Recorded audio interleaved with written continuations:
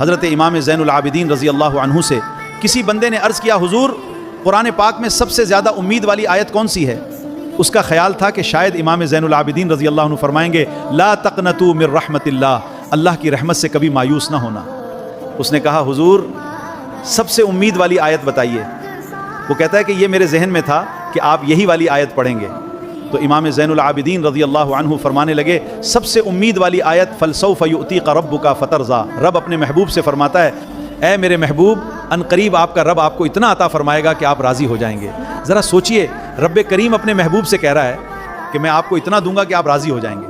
آیت نازل ہو گئی تو حضور پتہ ہے کیا فرماتے ہیں؟ صحابہ سے فرماتے ہیں رب کریم کہتا ہے کہ میرے حبیب تمہیں راضی کرنا ہے، اور میرے پیارے آقا صلی اللہ علیہ وسلم کی اپنی امت سے محبت دیکھیے۔ میرے پیارے آقا فرماتے ہیں کہ جب تک میرے سارے غلام جنت میں نہیں چلے جاتے میں نے راضی ہونا ہی نہیں۔ میرے آقا کو اپنی امت کی کتنی فکر تھی، اپنے غلاموں کی کتنی محبت تھی، اور اپنی امت کی نجات کی کتنی تڑپ تھی۔